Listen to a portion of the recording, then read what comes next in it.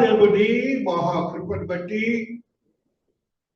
మహాదేవుని మహాశక్తిని బట్టి నేటి దినమునకై ఆత్మదేవుడు మనతో మాట్లాడుతున్న కొన్ని సత్యములను మన ఆత్మీయతకు బలపరుచుకొని మన యొక్క పరిశుద్ధతను అత్యంత పరిశుద్ధతలోనికి నడిపించుకొని నీతియుక్తమైన బిడ్డలుగా జీవించాలని మహాదేవుని యొక్క ఆకాంక్ష ఉంటున్నది. ఈ దినమున చదువుబడినటువంటి వాక్య భాగములను మనము చూసినప్పుడు యేసు క్రీస్తు ప్రభులు వారు ఇమ్మానుయేలు దేవుడుగా మనకు తోడుగా ఉంటారు అనే భావనని మనము గుర్తించుకుందాం. పరిశుద్ధ లేఖన భాగంలో చూసినప్పుడు పాత నిబంధన గ్రంథంలో అనేక మంది భక్తులతో దేవుడు ఆయా రీతులుగా ఆయా సమయాలలో ఆయన వారికి తోడుగా ఉన్నారని వాక్యంలో మనం చదవబోతున్నాం కూడా. అదే రీతిగా క్రొత్త నిబంధన గ్రంథంలో ఉన్నటువంటి మనము అన్యులుగా చెప్పబడి రక్షింపబడిన మనము ఆయన బోధిస్తున్న మాట ఏమిటంటే ఎల్లవేళలా ఆయన మనకి తోడుగా ఉంటాడని వాగ్దానం ఇస్తున్నారు. ఎందుకు దేవుడు మనకి తోడుగా ఉండాలి? ఎందుకు దేవుడు మనకి తోడుగా ఉండాలి? దేవాతి దేవుడు భూలోకమునకు రాకమునుపు సర్వలోకము పాపభూయిష్టమై ఉంటున్నది. సర్వలోకము ఏ మాత్రము కూడాను దేవునికి సమీపస్తులుగా లేకుండా వారికి వారుగా సాతాను యొక్క బంధకముల్లో బంధించిన వారుగా ఉంటున్నారు. అందులో భాగమే మనమందరం కూడా మహాదేవుని కృపను పొందలేక సాతాను యొక్క బంధకములో ఉంటున్నాం కాబట్టి అనేక రీతిలుగా మనకు సమస్యలతో నిండి ఉంటాం కాబట్టి నా దేవుడు నీ దేవుడు అంటున్నారు, నీకు ఎల్లవేళలా తోడుగా ఉంటానని ఆయన వాగ్దానం ఇస్తున్నారు. అట్టి వాగ్దానమును కొన్ని అంశాలను మనం ధ్యానించుకొని ఆత్మీయంగా బలపరచబడదాం. మహాదేవుని యొక్క మహాకృపను బట్టి ఆ పరిశుద్ధాత్మదేవుడు ఆత్మదేవుడు యేసుక్రీస్తు ప్రభులు వారు ఏ రీతిగా మనతో ఉంటున్నారో ఆ రీతిగా మనము గ్రహించాలని, మన ఆత్మీయతను బలపరచుకోవాలని, మన యొక్క స్థితిగతులను మార్చుకోవాలని దేవుని యొక్క ఆకాంక్ష ఉంటున్నది. విశ్వాసులుగా చెప్పబడిన మనము విశ్వాసతలోనికి నీతిలోనికి జీవిస్తున్నటువంటి మనము నీతో నీ దేవుడు తోడుగా ఉన్నాడా లేడని ఒక ప్రశ్న వేసుకోవాలని మహాదేవుని యొక్క ఆత్మ స్థితిని బోధిస్తూ ఉన్నది. అదే రీతిగా రోమీలకు రాసిన పత్రికలో ఉన్న ఒక భావాన్ని మొట్టమొదటిగా చదువుకుందాం. రోమీలకు రాసిన పత్రిక 8వ అధ్యాయము 14వ వచనం చదువుకుంటూ వస్తున్నాం. రోమీలకు రాసిన దేవుని కుమారులై యుందురు. దేవుని ఆత్మ చేత ఎందరూ నడిపింపబడుదురు, వారందరూ దేవుని కుమారులై ఉంటారు. దేవునికి ఒకసారి స్తోత్రాలు చెప్పండి. అందుకని నీ దేవుడు ఇమ్మానుయేలుగా భూమి మీదకి వచ్చారు. నెక్స్ట్ చదువుల తల్లి. మరణ భయపడటకు మీరు దాస్యపు ఆత్మను పొందలేదు గాని దత్తపుత్రాత్మను పొందితిరి. ఆత్మ కలిగిన వారమై మనము అబ్బా తండ్రి అని మొరపెట్టుచున్నాము. దేవుణ్ణి ఎలా మొరపెడుతున్నామండి? తండ్రి అనే మాటతో ఆయనను అడుగుతున్నాం. అంతకంటే గొప్ప స్థితి ఎక్కడన్నా ఉంటుందా? నెక్స్ట్ వర్డ్ కూడా చదువుదా తల్లి. మనము దేవుని పిల్లలమని ఆత్మ తానే మన ఆత్మతో కూడా సాక్ష్యం ఇచ్చుచున్నాడు. మనము అప్పుడు ఏమవుతున్నాం? మనము దేవుని పిల్లలం అవుతున్నాం. దేవుని పిల్లలం అవుతున్నాం కానీ దేవుని ప్రజలం కావట్లేదు.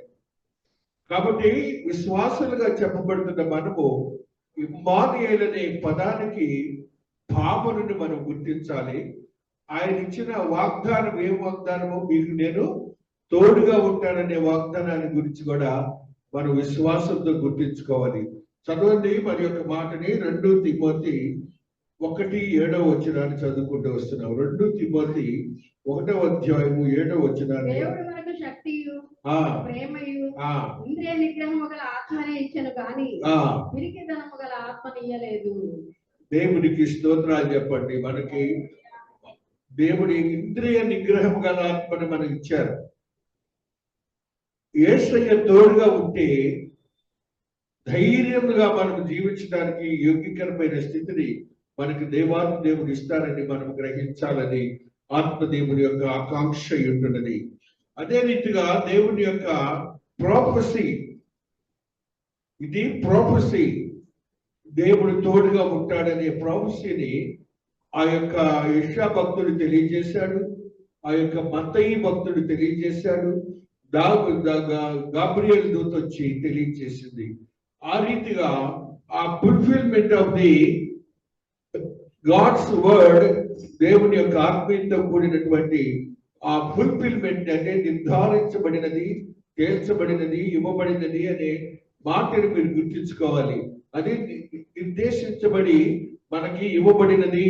ఆ యొక్క ఇమ్మానుయేల్ అనే మాటకి అర్థము మనం అనుభవిస్తూ ఉన్నామని గ్రహించాలని ఆత్మదేవుడు మాట్లాడుతున్నాడు. హెబ్రీయులకు రాసిన పత్రికలో ఒక సత్యాన్ని తెలియజేస్తున్నాడు మహాదేవుడు. హెబ్రీయులకు రాసిన పత్రిక 6:11 మనం చదువుకుంటూ వస్తున్నాం.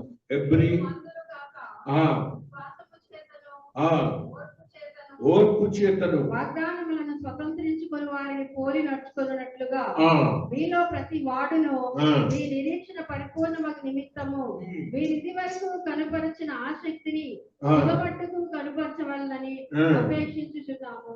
వాగ్దానములను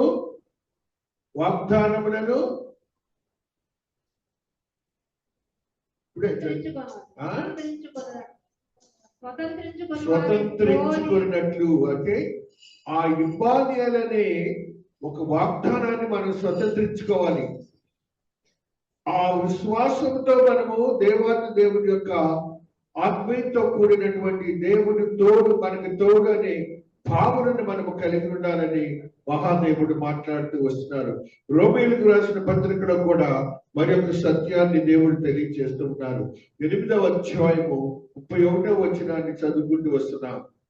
ఇట్లుండగా ఏమందము, దేవుడు మన పక్షమున ఉండగా మనకు విరోధి ఎవడు? మనకు విరోధి ఎవడు? అప్పుడు నీకు దేవుడు తోడుగా ఉంటే మనకు విరోధులు ఉంటారా? లేదు. నెక్స్ట్, తన సొంత కుమారుని అనుగ్రహించుటకు వెనుక తీయక మన అందరి కొరకు ఆయనను అప్పగించిన వాడు ఆయనతో పాటు సమస్తమును మనకు ఎందుకు అనుగ్రహింపడు? మనల్నే ప్రశ్నిస్తున్నాడు. నీవు ఎప్పుడైతే ఆ యొక్క ఇమ్మానుయేల్ అనే పదాన్ని స్వతంత్రించుకుంటావో ఇవన్నీ కూడా నువ్వు ప్రశ్నించుకోవాలి. మొట్టమొదటి ఏమన్నాడు? ఆయన సొంత కుమారుని అన్నాడు. నెక్స్ట్ ఏమన్నాడు? అందరి కొరకు, మనందరి కొరకు, ఒకళ్ళని కాదు, ఇద్దరని కాదు, మొత్తం ప్రజలందరి కొరకు ఆయన్ని దేవాది దేవుడు భూలోకానికి పంపి ఆయన శిశువుగా ఈ లోకంలో జన్మించారని సంగతిని మనం గుర్తించాలి. చివరి మాట కూడా చదువుతాను. అందులో 32 సొంత కుమారుని అనుగ్రహించుటకు వెనుక తీయక సొంత కుమారుని ఎవరైనా ఇప్పిస్తారండి? 10 కూడా చేపించిన వాళ్ళ చేత కనీసం. అయితే నీ దేవుడు ఏం చేశారంటే ఆయన మరణానికి కృషి చేసి నీకు పరిశుద్ధాత్మతో నింపబడి నీకు ఆయన తోడుగా ఉండటానికి యోగ్యకరమైన స్థితిని అనుగ్రహించారని భావనని మీరు కలిగి ఉండాలని ఆత్మదేవుడు మాట్లాడుతూ వస్తున్నారు. తద్రీతిగా ఆయన మహాదేవుడు అని తెలియజేయడానికి ఆ యొక్క యెషయా భక్తుడు ఒక ప్రవచనాత్మకమైన మాటని తెలియజేస్తా ఉన్నాడు. 9:6 చదువుకుంటూ వస్తున్నాం. 9:6 ఆయన మాట్లాడుతున్న ఈ మాటలను మనం గ్రహించాలి. మనకు శిశువు పుట్టెను, మనకు కుమారుడు అనుగ్రహింపబడెను, ఆయన భుజము మీద రాజ్యభారం ఉండును. ఆశ్చర్యకరుడు, ఆలోచనకర్త, బలవంతుడైన దేవుడు, నిత్యుడగు తండ్రి, సమాధానకర్త అధిపతి అని అతనికి పేరు పెట్టబడును. ఆశ్చర్యకరుడు, ఆలోచనకర్త, బలవంతుడైన దేవుడు, నిత్యుడగు తండ్రి, సమాధానకర్త అధిపతి అని అతనికి పేరు పెట్టబడును. మహాదేవుడు స్పష్టంగా మాట్లాడుతున్నాడు. మనకి ఏలయనగా మనకు శిశువు పుట్టెను, మనకు కుమారుడు అనుగ్రహింపబడెను. ఆ శిశువు కూడా ఎవరు? కుమారుని రూపంలో మనకు అనుగ్రహించబడ్డారు. ఆ రీతిగా క్రీస్తు ప్రభులు వారిని క్రిస్మస్ ఆరాధనలో మనం ఎలా తీసుకోవాలంటే ఆ శిశువు ఆ పశువులతోటేనని మర్చిపోండి. ఆ దేవాది దేవుని యొక్క ప్రియ కుమారత్వాన్ని గుర్తుంచుకోవాలని మహాదేవుడు మాట్లాడుతూ వస్తున్నారు. అక్కడే ఆయన అంటున్నాడు, ఆయన భుజము మీద రాజ్య భారముండును. భుజము మీద రాజ్య భారముండును. ఆయన ఆ రీతిగా పుట్టి 1000 సంవత్సరములు ఆయన పాలన చేయబోతున్నారు. ఆ 1000 సంవత్సరాల పాలనలో ఎంతో శాంతి సమాధానాలతో ఆయన రాజ్యాన్ని ఏలబోతున్నారన్న సంగతిని మనము గుర్తించాలని ఆత్మదేవుడు మాట్లాడుతూ వస్తున్నారు. తద్రీతిగా మహాదేవుని యొక్క ఆశీర్వాదకరమైనటువంటి ఆ యోగ్యకరమైన ప్రవచనాత్మకమైన స్థితిని మనం గుర్తించుకున్నప్పుడు ప్రవచనము నెరవేర్పుని మనం గుర్తించాలని ఆత్మదేవుడు మాట్లాడుతూ వస్తున్నాడు. తద్రీతిగా నీ దేవుడు మాట్లాడిన ఈ మాటల్ని ఒక్కసారి మనం గుర్తించుకుందాం. కీర్తన నిర్గమకాండంలో 3వ అధ్యాయము 11వ వచనాన్ని చదివినప్పుడు ఒక సత్యాన్ని ఆయన మనకి తెలియజేస్తూ ఉన్నారు. నేను ఫరో యొద్దకు వెళ్ళుటకును, ఇశ్రాయేలీయులను ఐగుప్తులో నుండి తోడుకొని పోవుటకును ఎంతటి వాడనని దేవునితో అనగా, ఆయన నిశ్చయముగా నేను నీకు తోడయ్యుందును, నిశ్చయముగా నేను మీకు తోడయ్యుందును. అక్కడ ప్రవక్తలతో పాత నిబంధన గ్రంథంలో ఎప్పుడు బాధ వస్తుందో, ఎప్పుడు అవసరం వస్తుందో అప్పుడు ఆయన తోడుగా ఉన్నారు. ఇప్పుడైతే ఎలా కాదు, 24 hours నీ దేవుడు నీకు తోడుగా ఉంటాడనే భావన నువ్వు కలిగి ఉండాలని మహాదేవుడు మాట్లాడుతూ వస్తున్నారు. తద్రీతిగా దేవాతి దేవుని యొక్క ఆశీర్వాదకరమైన స్థితిని మనం గమనించినప్పుడు మనము దేవుని సంబంధులము, దేవుని ప్రియ కుమారులము, దేవుని యొక్క ప్రియ కుమారత్వాన్ని ఆయన మీకు అనుగ్రహించాడు అనే భావనని మీరు గ్రహించాలి. యోహాను సువార్త 8వ అధ్యాయము 46వ వచనాన్ని చదువుకున్నప్పుడు, యోహాను సువార్త 8వ అధ్యాయము 46వ వచనాన్ని చదువుతున్నప్పుడు,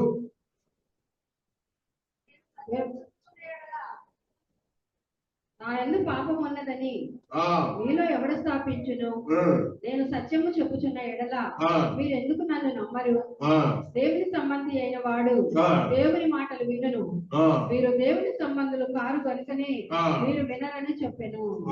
దేవుని సంబంధి తోడుగా ఉన్నప్పుడు, ఇప్పుడు మనమందరము దేవుని సంబంధులు, మనమందరము దేవుని సంబంధులము. విశ్వాసులుగా చెప్పబడుతున్న ప్రతి ఒక్క క్రైస్తవుడు గ్రహించాలి, మనకి దేవునికి అత్యంత సన్నిహితమైన సంబంధం ఉన్నదని గ్రహించాలని ఆత్మదేవుడు మాట్లాడుతూ వస్తున్నారు.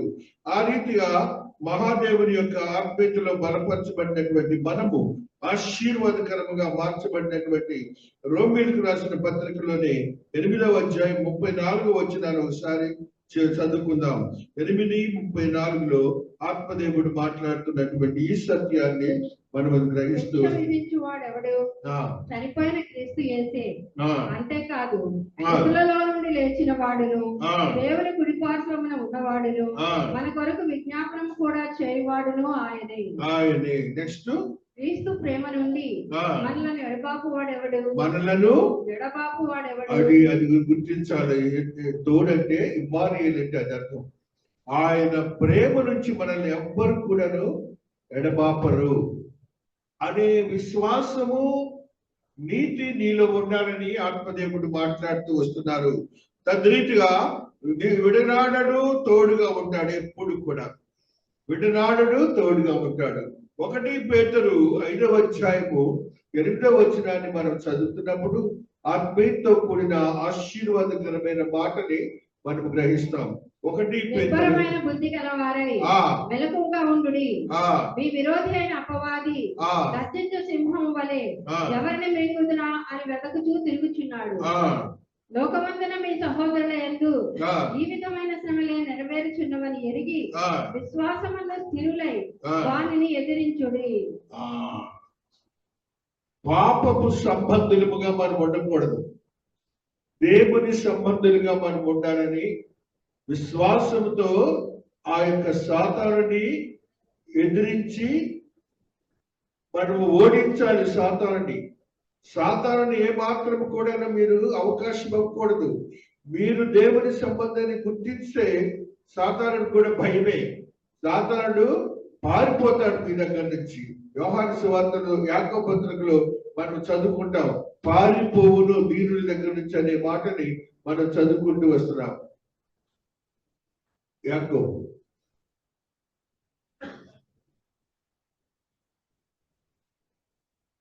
కాబట్టి దేవునికి లోబడి ఉండుడి, అపవాదిని ఎదిరించుడి, అప్పుడు వాడు మీ వద్ద నుండి పారిపోవును. అపవాదిని భయపడకూడదు. మనం విశ్వాసులుగా చెప్పబడుతున్న మనము, దేవుని యందు భయభక్తులు కలిగి జీవిస్తున్నటువంటి మనము ఏ మాత్రము కూడా భయపడకూడదని ఆత్మదేవుడు మనతో మాట్లాడుతూ వస్తున్నాడు. ఆ రీతిగా మహాదేవుని మహాకృపను బట్టి, మహాదేవుని మహాశక్తిని బట్టి విడనాడడు, తోడుగా ఉంటాడు నీ దేవుడు అనే మాటని మనం చూసినప్పుడు రోమీయులకు రాసిన పత్రికలో మరొక సత్యాన్ని చదువుతాం. రోమీయులకు రాసిన పత్రిక 8:38-39 చదువుకున్న తర్వాత ఓల్డ్ టెస్టమెంట్ ఎవరెవరికి దేవుడు తోడుగా ఉన్నాడు మనం గ్రహిద్దాం. మరణమైనను, జీవమైనను, దేవదూతలైనను, ప్రధానులైనను, ఉన్నవి అయినను, రాబోవునవి అయినను, అధికారులైనను, ఎత్తైనను, లోతైనను, సృష్టింపబడే మరి ఏదైనను మన ప్రభు అయిన క్రీస్తు యేసునంతటి దేవుని ప్రేమ నుండి మనలను ఎడబాప నేరమని రూఢిగా నమ్ముచున్నాము. దీన్ని అండర్లైన్ చేసుకోండి. మనకి ఎంత గొప్ప అష్యూరెన్స్ ఇస్తున్నాడో చూడండి నీ దేవుడు. ఆయన ఉండి ఆశీర్వాదంగా మార్చాడన్న భావనను కూడా మీరు గుర్తించాలని ఆత్మదేవుని యొక్క ఆత్మీయత ఉంటున్నది. అదే రీతిగా ఆత్మీయతతో కూడినటువంటి ఆశ్చర్యకరమైన ఓల్డ్ టెస్టమెంట్ లో అనేక మంది భక్తులతో ఆయా సమయాల్లో నీ దేవుడు ఎలాగ తోడుగా ఉండే అష్యూరెన్స్ ఇచ్చాడు మనం ఒకసారి చదువుకుంటూ వస్తున్నాం. ఆది కాండము 26వ అధ్యాయము 3వ వచనాన్ని చదువుకున్నప్పుడు ఆత్మదేవుడు మాట్లాడుతున్న మాటని ఆ రీతిగా చదువుకుంటూ వస్తున్నాం. ఆది కాండము 26వ అధ్యాయము 3వ వచనాన్ని చదువుకుంటూ వస్తున్నాం. నేను నీకు తోడై ఉండి నిన్ను ఆశీర్వదించెదను. నేను నీకు తోడై ఉండి నిన్ను ఆశీర్వదించెదను. పాత నిబంధనలు చూడండి, దేవుడే స్వయాన భక్తులతో మాట్లాడుతూ ఆయన అబ్రహాం భక్తులతో మాట్లాడుతున్నాడు మాట అన్నమాట. మరి ఒక మాటను చదువుకుందాం. 28 ఆది కాండం 15వ వచనంలో కూడా ఆయన వచ్చిన వాగ్దానాన్ని ఒకసారి మనం చదువు. నేను నీకు తోడై ఉండి ప్రతి స్థలమందు నిన్ను కాపాడుచు ఈ దేశంలోకి నిన్ను మరలా రప్పించెదను. నిన్ను ప్రతి స్థలమునందు కాపాడుతూ నీ దేశానికి మరలా తిరిగి రప్పిస్తాను. నేను నీతో చెప్పినది నెరవేర్చే వరకు నిన్ను విడువనని చెప్పగా. దేవుడికి ఒకసారి స్తోత్రాలు చెప్పండి. హల్లెలూయా. అటువంటి అష్యూరెన్స్ ఇచ్చే దేవుడు నీ దేవుడు. భయం ఉండకూడదు మనకు, అసలు విశ్వాసమే ఉండాలి. ధైర్యముగా అబ్రహాంకు ఉన్నటువంటి విశ్వాసాన్ని మనము కనుగొనాలని ఆత్మదేవుడు మాట్లాడుతూ ఉన్నాడు. మరి యొక్క వ్యక్తిని గురించి మనం చదువుకుందాం. యేషోబు భక్తుని ఆది కాండము 39వ అధ్యాయము 2వ వచనాన్ని చదువుకుంటూ వస్తున్నాం. 39:2 యెహోవా యోసేపునకు తోడై ఉండెను కనుక అతడు వర్ధిల్లుచు తన యజమానుడకు ఆ ఐగుప్తీయుని ఇంట ఉండెను. యేషోబునకు దేవుడు తోడై ఉంటేనే ఏమయ్యాడు? వర్ధిల్లాడు. యజమానునికి ఎంతో నియరెస్ట్ జెంటిల్మెన్ గా ఉన్నాడు. అంత మాత్రమే కాకుండా రాజ్యాన్ని ఏలటానికి కూడా యోగ్యతనిచ్చాడు. రాజ్యాన్ని అనటానికి రాజులాగా ఆయన రాజ్యాన్ని వెళ్ళినట్టుగా కూడా మనం చూస్తూ వస్తున్నాం. తద్రీతిగా దేవాతి దేవుని యొక్క ఆత్మీయతో మరి యొక్క మాటను చదువుకుందాం. 21వ అధ్యాయం 23 ఆది కాండంలో ఆయన ఏ రీతిగా వాగ్దానం ఇస్తున్నారో మనం చదువుకుంటూ వస్తున్నాం. నీవు నన్నైనను నా పుత్ర పౌత్రాదులనైనను రక్షింపక నేను నీకు చేసిన ఉపకారము చొప్పున నాకును నీవు పరదేశివై ఉన్న ఈ దేశమునకు చేసేదనని దేవుని పేరట ఇక్కడ నాతో ప్రమాణము చేయమని చెప్పాను. దేవుని పేరట నాతో ప్రమాణం చేయమని చెప్పాడు. దేవుని మధ్యలో ఉండాలి. నీకు మామూలుగా నీ సొంత ప్రమాణాలు కాదు. దేవుడు నువ్వు ప్రమాణం చేస్తే ఆయన నీకు తోడుగా ఉంటారు. ఆయన నీకు తోడుగా ఉండి నిన్ను ఆశీర్వాదకరంగా మార్చుకుంటారని నీవు గమనించాలి. నిర్గమాక మోషే భక్తుడు నిర్గమాకాండము 3వ అధ్యాయము 12వ వచనాన్ని మనం చదువుకున్నప్పుడు ఆత్మదేవుడు మాట్లాడుతున్న ఈ మాటని ఈ రీతిగా నిశ్చయముగా నిశ్చయము సత్యం నీకు తోడై ఉంటారనే భావనని దేవాతి దేవుడు మోషే భక్తుడికి చెబుతున్నాడు. భయపడుతున్నాడు మోషే, నువ్వే వరి అవ్వద్దు, నేను నీకు తోడుగా ఉంటాననే మాటని మనకు తెలియజేస్తున్నాడు. యెహోషువ 6:27లో యెహోషువ గురించి చూద్దాం. యెహోషువ ఓల్డ్ టెస్టిమెంట్ లో ఉన్న భక్తులందరూ ఏ రీతిగా ఆశీర్వదించబడ్డారు. యెహోషువ 6:27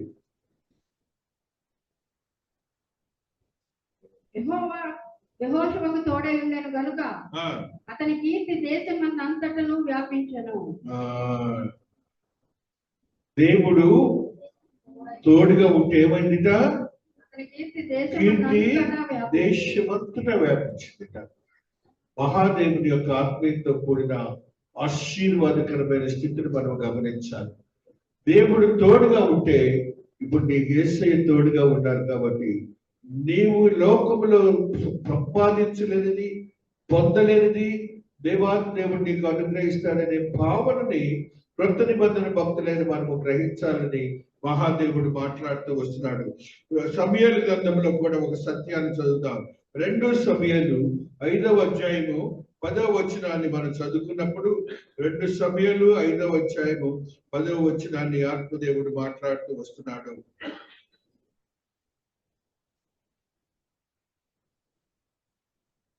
దావీదు అంతకంతకు వర్ధిల్లెను, సైన్యముల అధిపతి యెహోవా అతనికి తోడుగా ఉండెను. దావీదు వర్ధిల్లేడంటే ఎవరు తోడుగా ఉన్నారట? సైన్యములకు అధిపతి యెహోవా తోడుగా ఉంటాడు. ఏ యుద్ధంలోనే గెలుస్తాడు. ఆయన రాజ్యాధికారి అంతా గొర్రెలు కాచే ఒక పిల్లవాడు అతను. అలాంటి వాడు రాజుగా వర్ధిల్లేడంటే ఏమైంది? దేవాతి దేవుడే తోడుగా ఉండే ఆ బిడ్డను రక్షించి కాపాడాడన్న భావాన్ని మనం గుర్తించాలని మహాదేవుడి దినాన మనందరితో మాట్లాడుతూ వస్తున్నాడు. అదే రీతిగా మరి యొక్క వ్యక్తిని గురించి మనం చదువుకుందాం. సొలొమోను గ్రంథము 1 రాజులు 1వ అధ్యాయము 37వ వచనాన్ని చదువుకుంటూ వస్తున్నాం. సొలొమోను 2 సమూయేలు సొలొమోను గ్రంథం 1 రాజులు 1:37.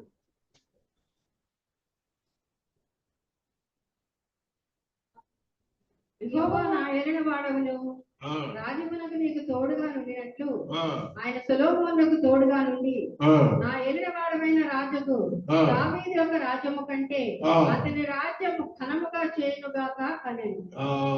దేవుడు తోడుగా ఉంటే మన నాన్నగారి రాజ్యానికంటే కూడా గొప్ప రాజ్యంగా దేవుడు చేస్తాడు.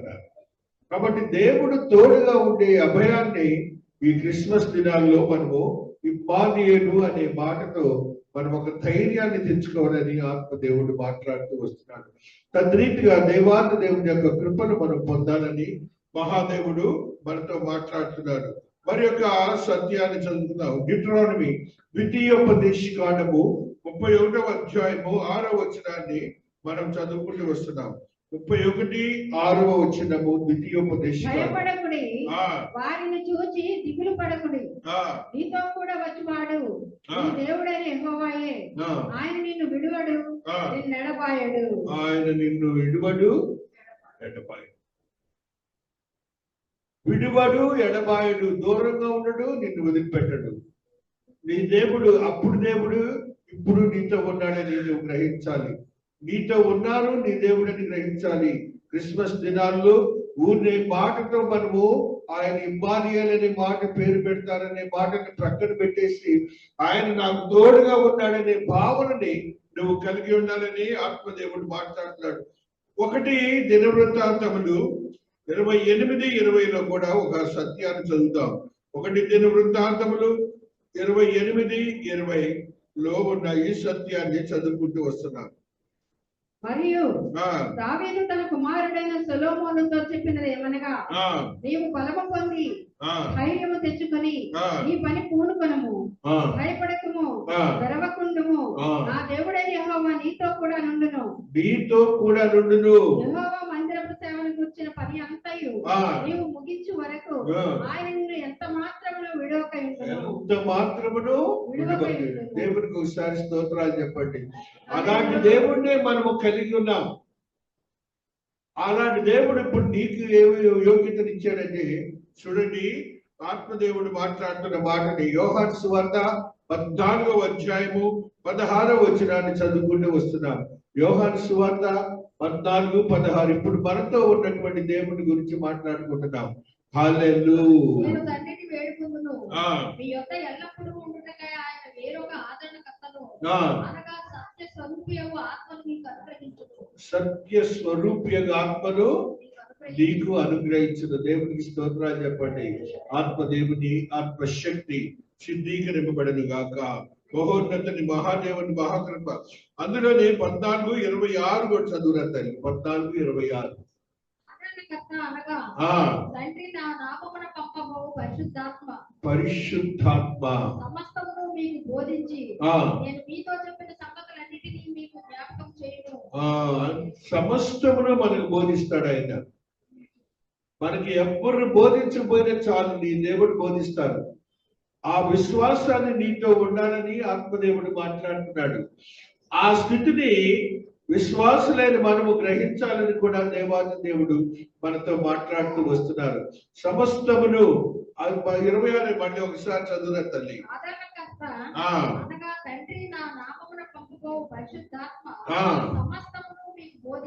బోధించి మరలా ఏం చేస్తారట? జ్ఞాపకం కూడా చేస్తారంట. మన దేవాది దేవుడు మాట్లాడిన గ్రంథంలో ఉన్న సత్యాలన్నీ కూడాను మనకి దేవుడు తెలియజేస్తారట. ఆ రీతిగా మనం ఒకళ్ళు చెప్పాల్సిన అవసరం లేదు. ఆ రీతిగా దేవాది దేవుడు అన్ని విషయాలు తెలియజేస్తారట. ఇప్పుడు తెలియజేస్తుంది ఆయనే. మీ గ్రంథంలో ఉన్న సత్యాలన్నీ తెలియజేస్తుంది ఆయనే మీరు గ్రహించాలని ఆత్మదేవుడు మాట్లాడుతూ వస్తున్నాడు. 16వ అధ్యాయము 13వ వచనాన్ని కూడా చదువుకుంటున్నాం. 16-13 యోహాను సువార్తలో ఆయన అనగా సత్య స్వరూపి అయిన ఆత్మ వచ్చినప్పుడు సర్వ సత్యములోనికి నడిపించును. ఆయన తనంతట తాను ఏమీ బోధింపక వాటిని బోధించి సంపూర్ణమగు సంగతులను మీకు తెలియజేయు. అది దేవాది దేవుని స్తోత్రాలు చెప్పండి. మొత్తం మన తండ్రి అయిన దేవుడిని అడుగుతారట. తండ్రి అయిన దేవుడు బోధించినన్ని మళ్ళీ మనకు బోధిస్తారట. ఆ రీతిగా నీకు క్రొత్త నిబంధన భక్తులైన మనందరికి కూడా మనం గ్రహించాల్సింది ఏంటంటే, అన్యులుగా చెప్పబడిన మనకందరికి కూడాను ఆయనే నీతో ఉండి నీకు బోధించి నిన్ను సర్వసత్యంగా నడిపించే యోగ్యకరమైన స్థితిని నీకు ఇస్తున్నారనే సంగతిని నువ్వు గుర్తించాలి. యోహానులోనే 16-7 వచనాన్ని కూడా చదువుకుంటూ వస్తున్నాం. 16వ అధ్యాయం. నేను మీతో సత్యము చెప్పుచున్నాను, నేను వెళ్ళిపోవటం వలన మీకు ప్రయోజనకరము. నేను వెళ్ళిపోవటం వలన మీకు ప్రయోజనకరము. నేను వెళ్ళని ఎడల ఆదరణకర్త మీ యొద్దకు రాడు. ఆదరణకర్త మీ యొద్దకు రాడు అంటే ఆయన వెళ్ళిపోయారు కదా, ఇప్పుడు ఆదరణకర్త మనతో ఉన్నారు. అంటే పరిశుద్ధాత్మ దేవుడు మనతో ఉన్నారనే భావాన్ని మనం గ్రహించాలని ఆత్మదేవుడు మనతో మాట్లాడుతూ వస్తున్నారు. మరలా ఒక సత్యాన్ని మనం మాట్లాడుతున్నాం. పారాక్లేట్ ఆదరణకర్త అంటే పారాక్లేట్ ఆదరించే దేవుడు కర్త ఆయన. చూడండి 1 యోహాను 2వ అధ్యాయము 1వ వచనాన్ని మనం చదువుకున్నప్పుడు మరి ఒక సత్యాన్ని మనకి దేవుడు తెలియజేస్తున్నాడు. 1 యోహాను 2వ అధ్యాయము 1వ వచనాన్ని చదువుకుంటూ వస్తున్నాం. నా చిన్న పిల్లలారా ఏం చేయకుండానంట, పాపము చేయకుండానికై రాయిచున్నాను.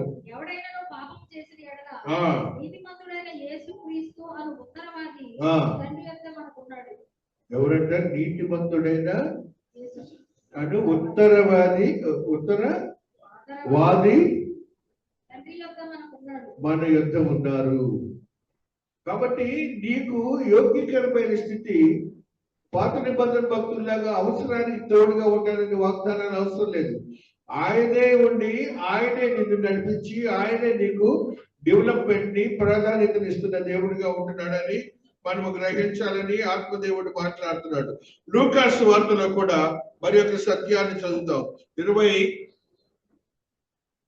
23వ అధ్యాయము 41వ వచనాన్ని చదువుకుందాం. 23, 41, 43.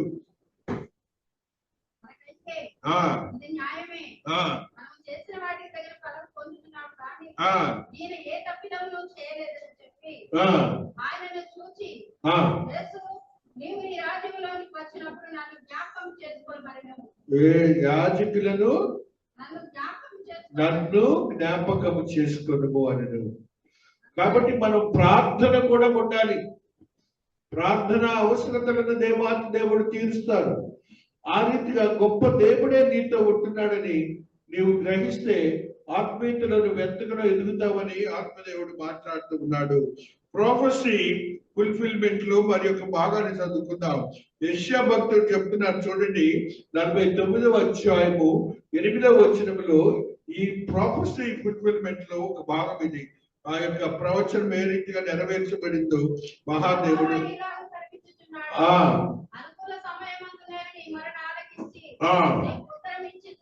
ఉత్తరం ఇచ్చితిని, రక్షణ దినమందు నిన్ను ఆదుకొంటిని, బయటకు రండి అని చీకటిలో ఉన్న వారితోను చెప్పుచు దేశమును చక్కబరచి పాడైన స్వాస్థ్యములను పంచిపెట్టుటకై నిన్ను కాపాడి ప్రజలకు నిబంధనగా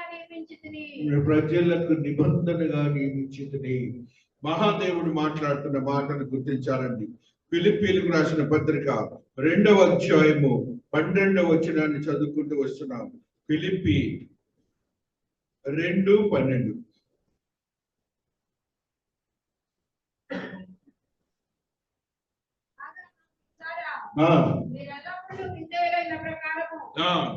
ఉన్నప్పుడు మాత్రమే కాక ఎక్కువగా నేను నీతో లేని ఈ కాలం అందును భయముతోను వణకుతోను మీ సొంత రక్షణను కొనసాగించుకొనుడి. మీ భయముతోను వణకుతోను మనం ఎక్కడ పాపములో పడిపోతామో అని భయము వణకు ఉండాలి.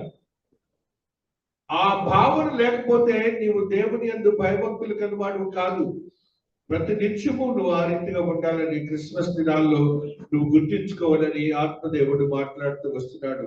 ఇవన్నీ ఎలాగ సాధ్యము అని మనం చూసినప్పుడు for God nothing is impossible.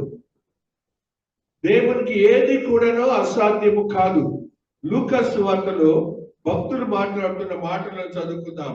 1వ అధ్యాయము 37వ వచనాన్ని చదువుకుంటున్నప్పుడు మహాదేవుడు మాట్లాడుతున్న ఈ మాటని మనం గుర్తించుకుందాం.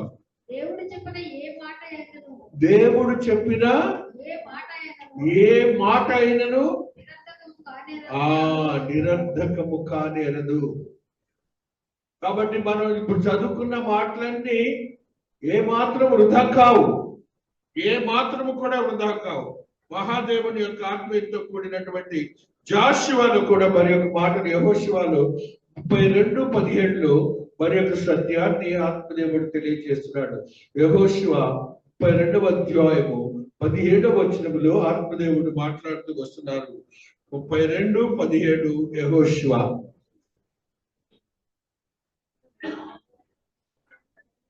లేదా మత్తయి 19:26.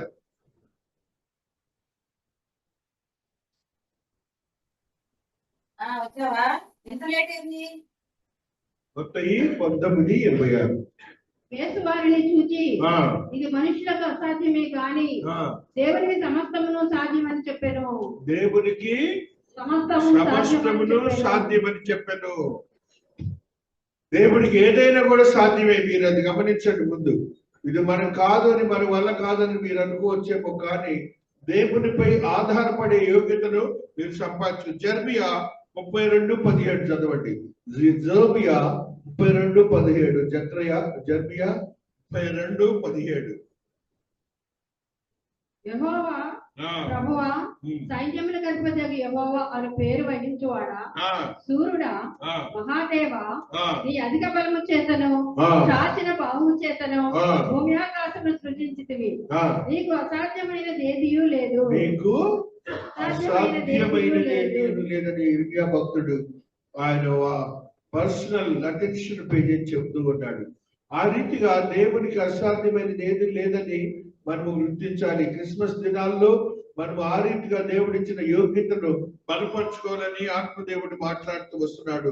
ఎఫెసీయులకు రాసిన పత్రిక 5వ అధ్యాయము 27వ వచనాన్ని చదువుకుంటూ వస్తున్నాం. ఎఫెసీ 5:27లో ఒక సత్యాన్ని ఆత్మదేవుడు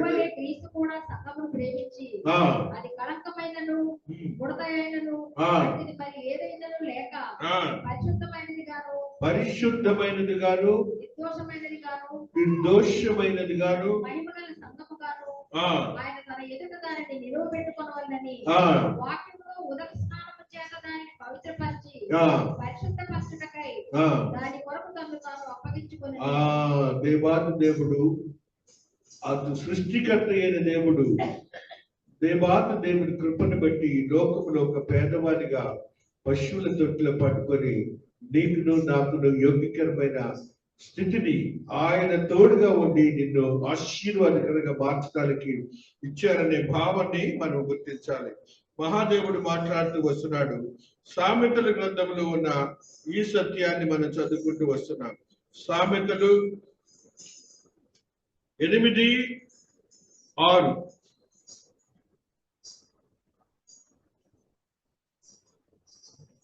నేను శ్రేష్టమైన సంగతులను చెప్పేదను వినుడి. నా పెదవులు యథార్థమైన మాటలు పలుకును, నా నోరు సత్యమైన మాటలు పలుకును. దుష్టత్వము నా పెదవులకు అదనహ్యము, నా నోటి మాటలన్నీ నీతి గలవి. మహాదేవుడు స్పష్టంగా మాట్లాడుతున్నాడు.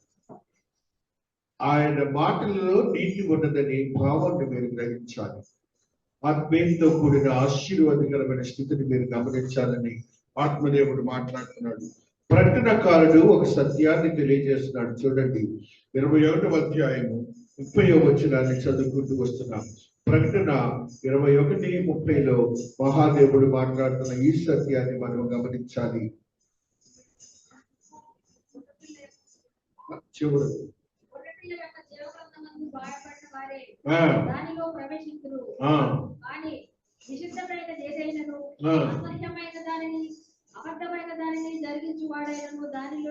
ప్రవేశింపరు.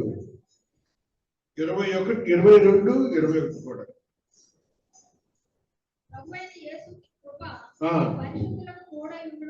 పరిశుద్ధులకు తోడయుండును గాక.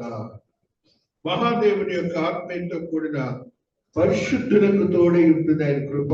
ఆయన తోడుగా ఉంటారు. ఆయన ఆత్మీయతలో నిన్ను బలపరుస్తారని గమనించాలి. మత్తయి 28:20లో కూడా వారి యొక్క సత్యాన్ని ఆత్మదేవుడు తెలియజేస్తున్నారు. మత్తయి 28:20. నేను మీకు ఏ సంగతులను ఆజ్ఞాపించుదునో వాటినన్నిటినీ గైకొనవలెనని వారికి బోధించుడి. ఇదిగో నేను యుగ సమాప్తి వరకు సదాకాలము మీతో కూడా ఉన్నానని వారితో చెప్పాను. యుగ సమాప్తి వరకు మీతో కూడా ఉన్నానని వారితో. సో నీ దేవుడు ఇమ్మానుయేలు దేవుడు, ప్రవచనాత్మక యెషయా భక్తుడు తెలియజేశాడు. 7వ అధ్యాయము 7లో ఒక సత్యాన్ని ముందు చదువుకుందాం. 7వ అధ్యాయంలో ఆయన మాట్లాడుతున్నటువంటి మాటని ఈ రీతిగా 10వ వచనాన్ని చదువుతున్న మొట్టమొదటిగా. యెహోవా 7:10 యెహోవా ఇంకను ఆ ఆహాజులకు ఇలాగ కలిగించెను. ఆ నీ దేవుడైన యెహోవా వలన ఉమ్. సూచన నడుపుము. ఆ అది పాతాళమంత లోతైనను సరే, ఉమ్. భూలోకమంత ఎత్తైనను సరే, ఆ ఆహాజు నేను అడుగను యెహోవాను శోధింపనని చెప్పగా చాలు తల్లి ఏమంటున్నాడు?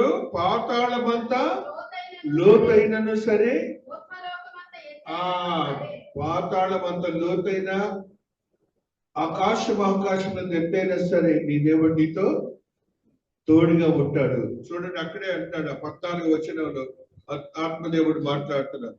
కాబట్టి ప్రభువు ఆ తానే ఒక సూచన మీకు చూపును. ఆ ఆలకించుడి. ఆ కన్యక గర్భవతి అయిన కుమార్తె కని కుమారుని కని అతనికి ఇమ్మానుయేలను పేరు పెట్టును. అతనికి ఇమ్మానుయేలను పేరు పెట్టు. దేవాతి దేవుడు ఇచ్చిన యోగ్యకరమైన స్థితిని మనం గుర్తించాలని మహాదేవుడు ఈ దినాన మనందరితో మాట్లాడుతూ వస్తున్నాడు. Immanuel, God is with us. దేవుడు మనకు తోడు, ఆయన పాపముల నుండి రక్షించును. 1 తెస్సలోనిక 1వ అధ్యాయం 5వ వచనంలో మహాదేవుడు మాట్లాడుతున్న ఈ సత్యాన్ని చదువుకుందాం. 1 తెస్సలోనిక 1:5.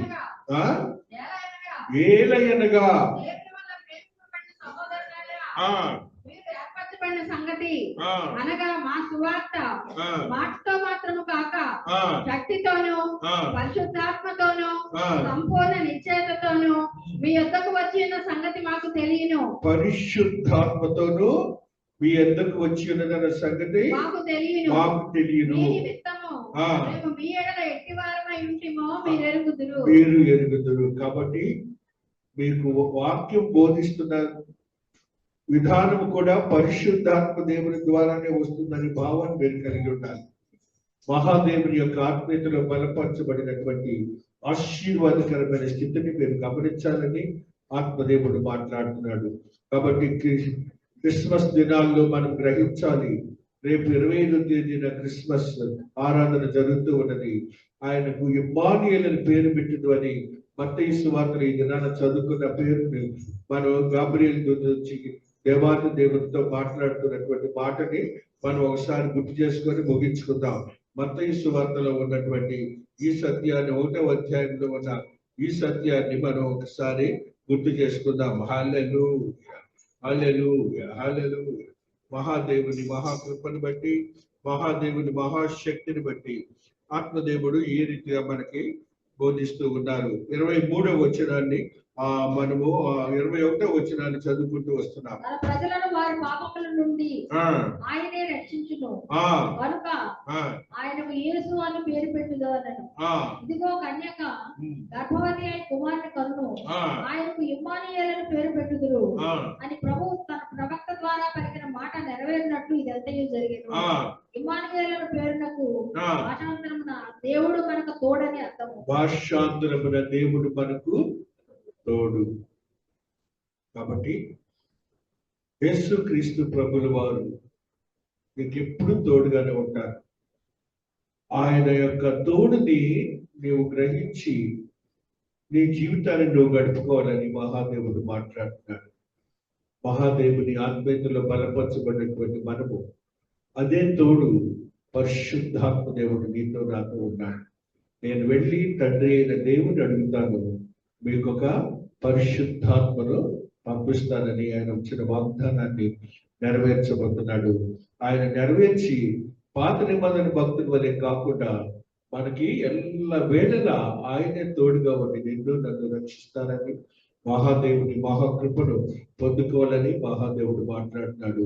దేవుడు ఈ పరిశుద్ధ వాక్యమును దీవించి ఆశీర్వదించును గాక. ఆమేన్.